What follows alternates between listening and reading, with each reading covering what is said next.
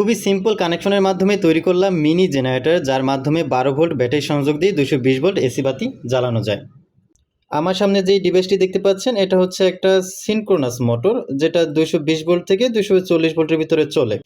আমরা যদি এটাকে আমাদের বাসাবাড়ির 220 ভোল্ট কারেন্টের সাথে সংযোগ দেই তাহলে হচ্ছে 1 মিনিটে 2.5 পাক থেকে 3 পাক ঘুরবে।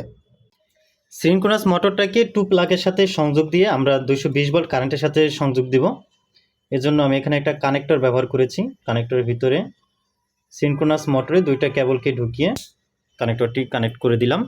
এখন হচ্ছে 220 ভোল্ট কারেন্টের সাথে সংযোগ দিব।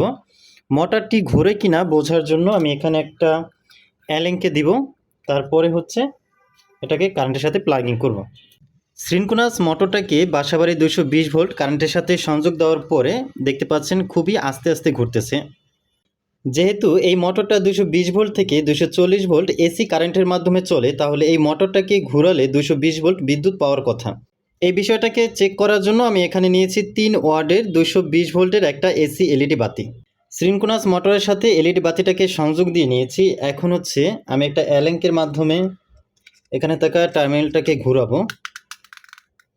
কিন্তু একটা বিষয় হচ্ছে অনেকবার চেষ্টা করার কারণে ভিতরে থাকা থ্রেডটা নষ্ট হয়ে গেছে। এখন আমরা এটাকে খুলে পিনিয়নগুলোকে আলাদা করে তারপর হচ্ছে আমরা এটার মাধ্যমে একটা মিনি জেনারেটর তৈরি করব। সিনক্রোনাস মোটরটা খোলা খুবই সহজ। পাশে থাকা এখানে কয়েকটি লক আছে, লকগুলোকে সোজা করে তারপর হচ্ছে পাতলা কোনো কিছুর মাধ্যমে এটাকে চাপ দিলে উপরে থাকা টার্মিনালটা খুলে যাবে। দেখতে পাচ্ছেন উপরে কভারটা আমি খুলেছি। খোলার পরে আমরা ভিতরে দেখতে পাচ্ছি অনেকগুলো প্লাস্টিকের পিনিয়ন লাগানো আছে, যার মাধ্যমে হচ্ছে ভিতরের এই যে রোটরটা খুব দ্রুত ঘোরে কিন্তু বাহিরে আস্তে আস্তে ঘোরে এবং খুব শক্তি উৎপাদন করতে পারে এটার মাধ্যমে। তো আমরা এক এক করে সবগুলো পিনিয়নগুলোকে আলাদা করে নিচ্ছি।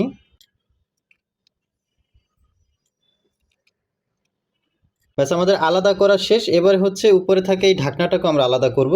উপরে থাকা পার্টটাকে আলাদা করার পরে ভিতরে দেখতে পাচ্ছি একটা ববিন, ভিতরে দেখতে পাচ্ছি খুব চিকন কয়েল পেঁচানো আছে এবং মাঝখানে হচ্ছে একটা রোটর।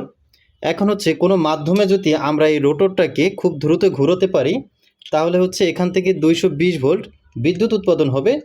তার মাধ্যমে হচ্ছে আমরা এলইডি লাইট তারপর হচ্ছে মোবাইল চার্জ সব কিছুই দিতে পারবো। চলুন আমরা নতুন একটা সেটআপ তৈরি করে ফেলি। সিনক্রোনাইজ মোটরে থাকা রোটরটাকে আমি এখানে একটা ছোট্ট মোটরের সাথে সংযোগ দিয়ে নিয়েছি। এবার হচ্ছে একটা ফ্রেমের সাথে এটাকে সেট করে নেব। খুবই সিম্পল ডিজাইনের মাধ্যমে তৈরি করে ফেললাম একটা মিনি জেনারেটর। এখন যদি আমরা এই ছোট্ট মোটরটার সাথে ব্যাটারি সংযোগ দিই তাহলে কি ঘটে চলুন দেখি। আমি পাওয়ার সাপ্লাই দেওয়ার জন্য এখানে আমি তৈরি করে নিয়েছি একটা 12 ভোল্টের ব্যাটারি। এখন যদি আমি মোটরের সাথে 12 ভোল্ট ব্যাটারি সংযোগ দিই তাহলে কি ঘটে দেখতে পাচ্ছেন যে আমি এখানে 12 ভোল্ট সংযোগ দিয়েছি এই ছোট্ট মোটরটার সাথে, এবং এই মোটরটা কি করে আমাদের এখানে থাকা রোটরটাকে ঘোরায়, যার কারণে হচ্ছে 220 ভোল্ট এসি কারেন্ট উৎপাদন হয়। সেই কারেন্টের মাধ্যমে হচ্ছে আমাদের এখানে থাকা এলইডি বাতিটা জ্বলতেছে। দেখুন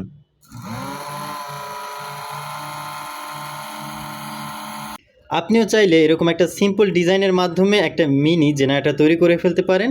পরবর্তী ভিডিওতে আমরা এটাকে আরও আপডেট করে দেখব এটার মাধ্যমে কি কি চালানো যায় এবং এটা কত ভোল্টেজ উৎপাদন করে।